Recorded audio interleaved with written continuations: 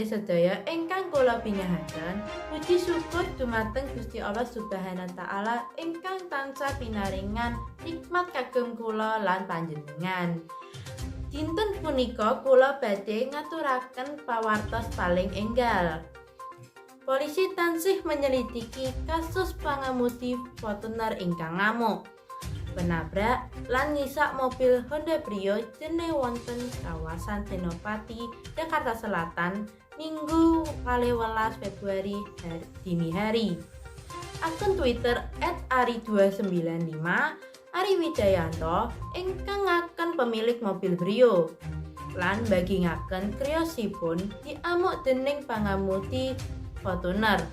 Midherek piyambakipun, peristiwa punika kedados tabuh kalih wektu Indonesia bagian barat. Mobil kula dipun risak dening pangemudi Fortuner. Awal wiwit mobil kasebat nglawan arah wonten ngajeng Office 8. Dipun paringi tim nanging boten purun minggir.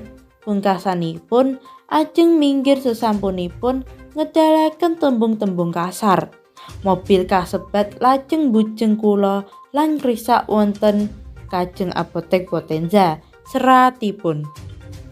Lebet video ingkang diposting Ari, pengemudi Fortuner punika dipundhungi bentak airsoft gun lan senjata tajam jinising katana.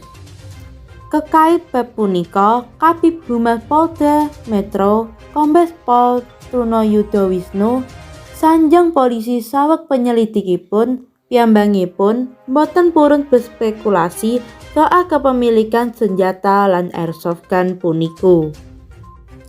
Kagem kronologis ingkang berkembang kaliyan wontenipun video ingkang beredar tamtu ajeng dipun lebeti dados bagian saking fokus pemeriksaan.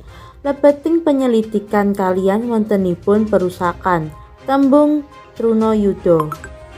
Ngangge sajam tamtu dados bagian proses pemeriksaan, penyelidik ingkang lajeng ajeng dipun lebeting proses penyelidikan langkung ajeng ngendikanipun.